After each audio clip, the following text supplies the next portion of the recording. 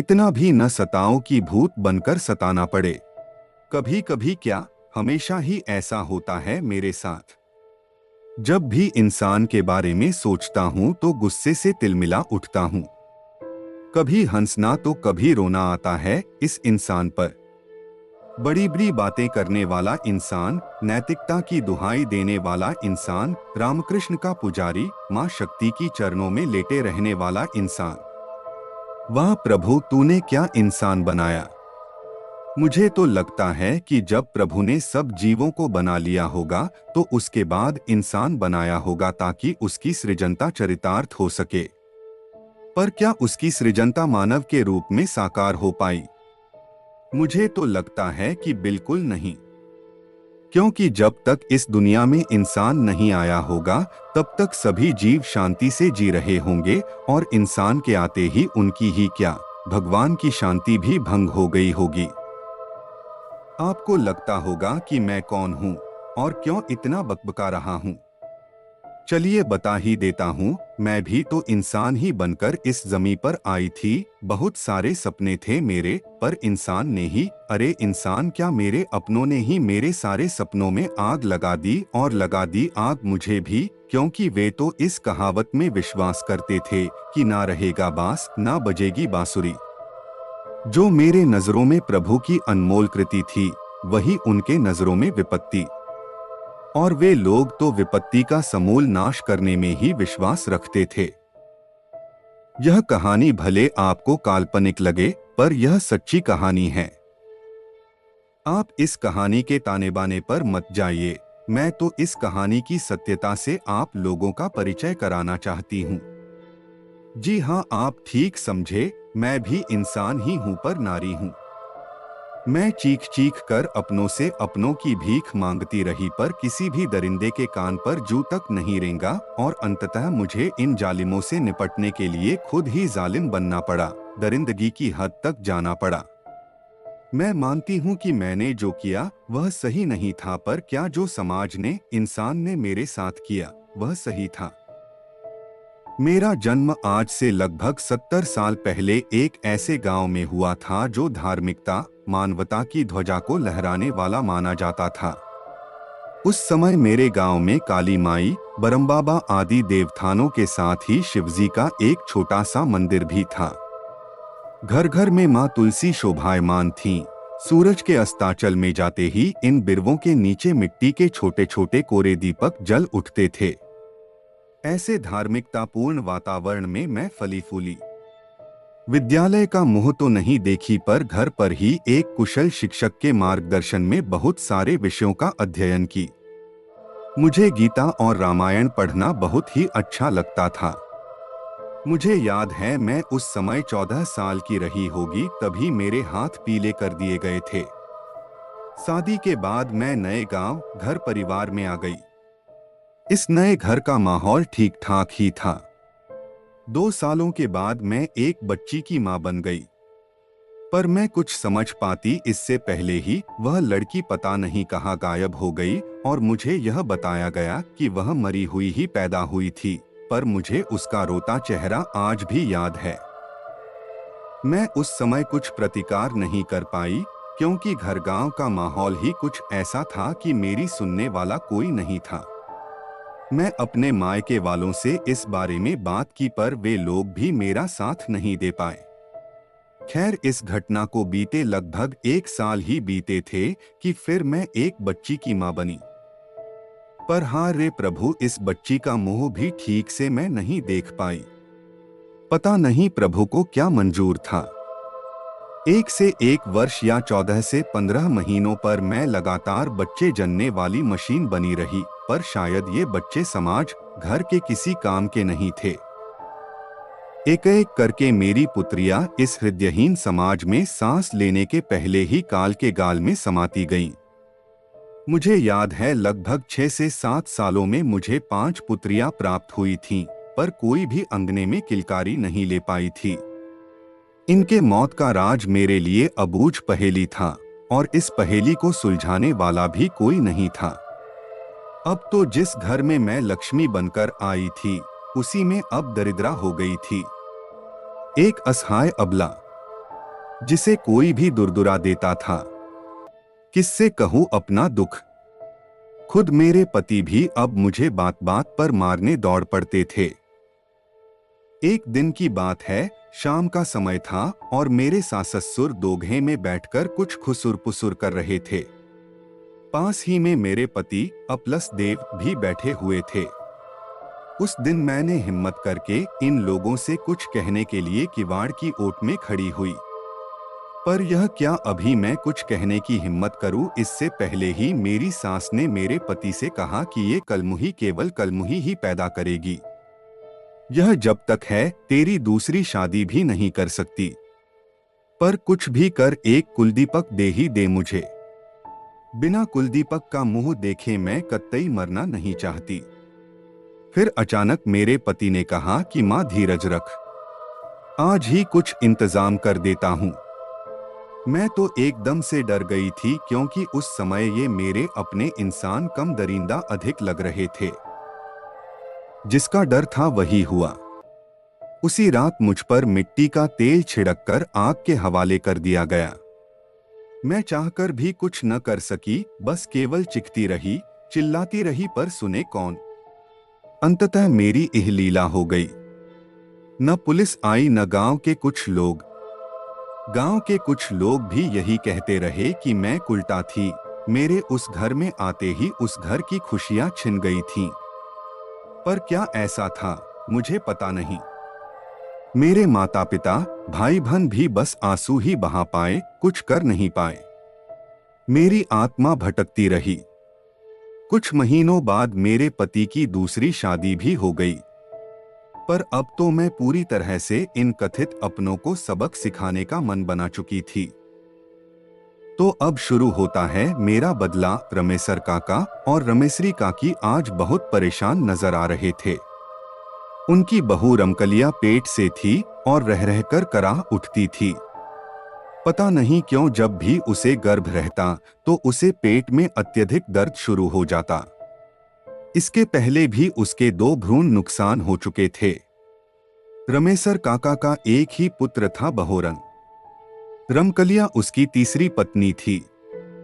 दरअसल सुनने में यह आता है कि बहोरन की पहली पत्नी से लगभग 1 से 1 साल के अंतराल पर 5 पुत्रियां पैदा हुई थीं, पर सभी मरी हुई, और जिसके चलते अंततः बहोरन की पहली पत्नी अपने ऊपर मिट्टी का तेल छिड़ककर आग लगा ली थी और सदासदा के लिए इस दुनिया का परित्याग कर दी थी।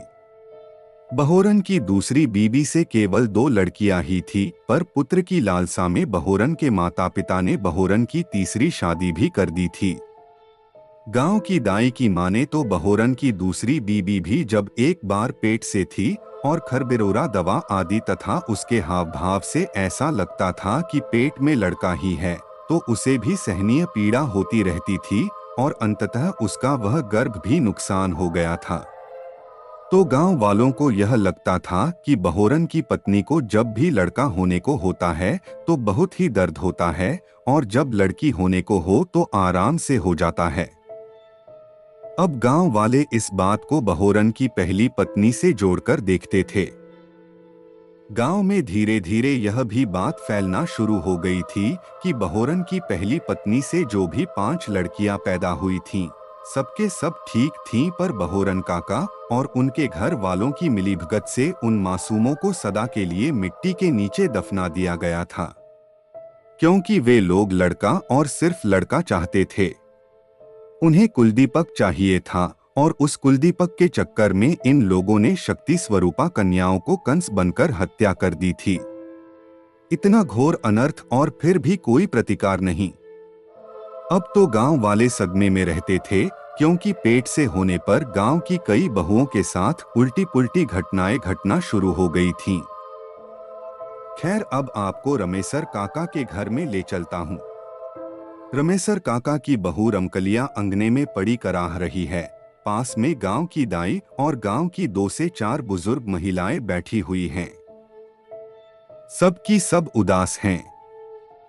रमेसरी काकी रह रहकर रोती हैं और भुनभुनाती हैं कि उनकी पहली बहू ही यह सब कर रही है। वे अचानक घर से बाहर निकलकर रमेसर काका से कहती हैं कि बहू को किसी अच्छे अस्पताल में भर्ती करा दीजिए।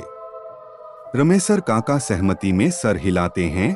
तभी दाई हड़बड़ाए हुए घर से बाहर निकलती है और रमेसरी काकी की ओर इशारे से कुछ कहती है।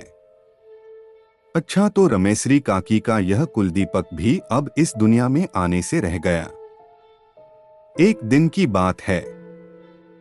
रमेसरी काकी रात को खाट पर सोए सोए ही चिल्लाने लगी, छोड़ छोड़ मेरा गला, छोड़ छोड़। उनकी आवाज सुनकर रमेसर काका, बहोरन आदि उनके पास आ गए। उन लोगों ने देखा कि रमेसरी काकी खुद ही अपने हाथों से कसकर अपना गला पकड़ी हैं और चिल्लाए जा रही हैं। उनकी आंखें थोड़ी सी लाल हो गई थीं और चेहरे पर हल्की सी सूजन भी आ गई थी। बहोरन ने आगे बढ़कर रमेसरी काकी के गले से उनका हाथ मजबूती से खींचकर अलग किया। फिर रमेसरी काकी को उठाकर एक दो घूंट पानी पिलाया गया। अब तो पूरे घर वालों के आंखों से नींद कोसों दूर चली गई थी। सभी सहमे हुए ही लग रहे थे, क्योंकि रमेसरी काकी रुआंसू होकर कह रही थी कि बहोरनी की पहली बहू ही थी जो उनका गला दबा रही थी। दरअसल रमेसरी काकी ने कहा कि आज शाम को जब वे गोहरौरी में से गोहरा निकाल रही थीं, तभी वहां उन्हें कोई दिखा था, पर अचानक गायब हो गया था। 2 मिनट में ही ऐसा लगा कि गोहरौरी में भूचाल आ गया हो और पूरी मड़ी हिलने लगी थी। मैं एकदम से डरकर सर पकड़कर बैठ गई थी। तभी एक औरताना कर्णभेदक हंसी मेरे कानों में पड़ी थी, जो बहुत ही डरावनी थी। बाद में वह हंसी आवाज में बदल गई थी और चिल्ला रही थी कि अगर मैं कलमुही थी, मेरी बेटियां कलमुही थीं, तो तू यह कैसे भूल गई कि तू भी तो किसी की बेटी है। मैं भी बेटी, तू भी बेटी, तो केवल मैं ही कलमुही क्यों? तू क्यों नहीं? तुझको कुलदीपक चाहिए ना, देती हूं मैं तुझे कुलदीपक। इतना कहने के बाद वह आवाज फिर से हंसी में बदल गई थी और मैं बस अचेत मन सहमे हुए वह आवाज सुनती रही थी और अभी वही मेरा गला भी दबा रही थी। प्रभु तो अगम है ही, कभी कभी कुछ ऐसी घटनाएं भी घटित हो जाती हैं जो किसी अगम से कम नहीं होती। इंसान इनको चमत्कार मान लेता है या किसी गैर इंसान का कार्य, क्योंकि इसके सिवा कोई चारा भी तो नहीं बचता। रमेसर काका के साथ ही उनका पूरा परिवार तथा उनका पूरा गांव एक रहस्यमयी संभावित खतरे में जी रहा था। उनको लगता था कि कहीं कुछ तो ऐसा है जो जाने अनजाने उनका अहित कर रहा है, परेशान कर रहा है उन्हें तथा उनके पूरे गांव को। उनके ग्राम प्रधान तथा अन्य घरों के बड़े बुजुर्ग इस खतरे से पार पाने के लिए हाथ पैर मार रहे थे, पर की समाधान नहीं निकल पा रहा था। गांव में अखंड कीर्तन से लेकर कितने सारे पूजा पाठ किए गए, पर समस्याएं जस की तस। कितने ओझा सोखा आए, पर की समाधान नहीं। एक दिन गांव की एक औरत सुबह सुबह अपने खेतों में गेहूं काटने गई थी। अचानक उसे पता नहीं क्या हुआ कि विकराल रूप बनाए अपने गांव में दाखिल हुई और बस एक ही रट लगाए जा रही थी, अब इस गांव के किसी भी घर में कोई कुलदीपक नहीं आएगा। जो हैं भी वे भी एक एक करके काल की गाल में समा जाएंगे, मेरा भोजन बन जाएंगे, मैं किसी को भी नहीं छोड़ूंगी। यही सब कहते चिल्लाते वह ग्राम प्रधान के दरवाजे पर पहुंचकर तपड़ी, निकल प्रधान, बाहर निकल। उस दिन तू कहाँ था जब मुझे और मेरी बेटियों को जिंदा ही दफनाया जा रहा था, जलाया जा रहा था? उस दिन तो तू चैन की नींद सो रहा था, रहनुमा बना है न तू। इस गांव का मेरी बात अब कान खोल कर सुन ले, न अब तू बचेगा और न ही इस गांव का कोई और। सबको तहस-नहस कर दूंगी, चुन चुन कर बदला लूंगी। अभी तक तुम लोगों ने एक मरी आत्मा का कहर नहीं देखा है, जो अब शुरू होने वाली है। इतना सब कहने के बाद वह औरत बेहोश होगी। उसे उठाकर उसके घर पर लाया गया। धीरे धीरे आधे 1 घंटे में वह सचेत हुई। अब तो उस चुड़ैल ने, भूतनी ने उस गांव पर अपना कहर बरपाना शुरू कर दिया था। प्रतिदिन कोई न कोई ऐसी घटना घटने लगी जिसने गांव वालों से उनका चैन छीन लिया। उनके आंखों की नींद सदा के लिए गायब होने लगी। वे लोग आतंक में जीने लगे। अरे यहाँ तक कि उस गांव के छोटे छोटे बच्चों को उनकी मां के साथ किसी न किसी रिश्तेदारी में भेजा जाने लगा। ऐसा लगने लगा कि गांव में पूरी तरह से आतंक का, भय का साम्राज्य पसर चुका है। सबके चेहरे पर खौफ साफ नजर आने लगा था। प्रतिदिन उस गांव की महिलाएं नहा धोकर दल बनाकर छाक देने देवीताने जाने लगी थीं। कड़ाहियां भाखना शुरू हो गया था। देवताओं की आराधना दिन व दिन बढ़ती ही जा रही थी। एक दिन रमेसर काका खेतों में मृत पाए गए थे। ऐसा लगता था कि किसी ने उनको तड़पा तड़पा कर मारा हो। आधे कट्ठे तक की फसल उनके घसीटने के कारण बर्बाद हो गई थी। उनके गले पर किसी के अंगुलियों के निशान उभर आए थे, जो बहुत ही भयावह थे। रमेसरी काकी भी एक दिन गोरौरी में गोहरा निकालने गईं और वहीं एक जहरीले सांप ने उनकी इहलीला कर दी। बहोरन पागल हो गया था। गांव वालों की माने तो उसे किसी भूत ने अपने चपेट में लेकर पागल बना दिया था। वह एकदम पागलों जैसा इधर उधर घूमता रहता और लोगों को परेशान किया करता। कभी कभी उसमें इतना बल आ जाता कि लोगों को दौड़ा दौड़ा कर मारता और इतना मारता कि कुछ लोग अधमरे हो जाते। कभी कभी तो दिन में भी लोगों के घरों के दरवाजे बंद रहते और कोई घर से बाहर निकलने की हिम्मत नहीं जुटा पाता। बर्बादी और सिर्फ बर्बादी ही दिखाई देती थी उस गांव में। कुछ दिनों के बाद एक साधु का आगमन हुआ उस गांव में। वे बहुत ही सीधे साधे और धार्मिक स्वभाव के थे।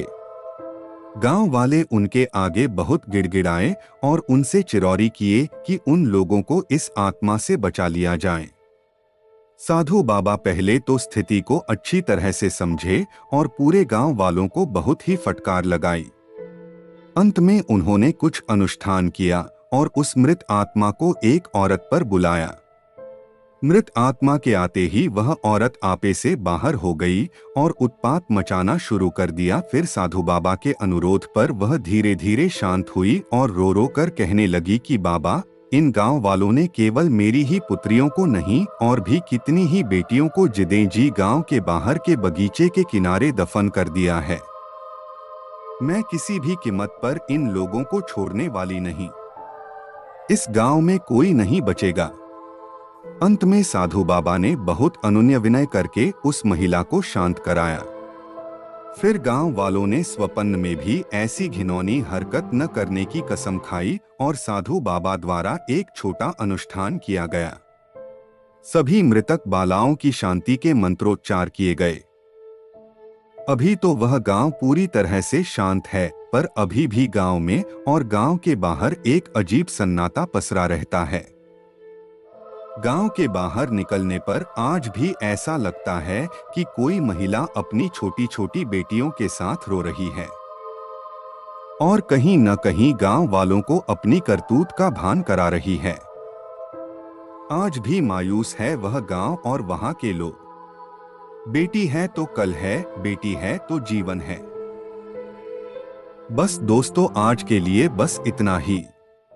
और वीडियोस के लिए आप प्लेलिस्ट भी चेक कर सकते हैं। आपको नेक्स्ट वीडियो कौन से टॉपिक पर चाहिए मुझे कमेंट करके जरूर बताएं। मिलते हैं आपको अगले वीडियो में। तब तक के लिए सुरक्षित रहे, सतर्क रहे।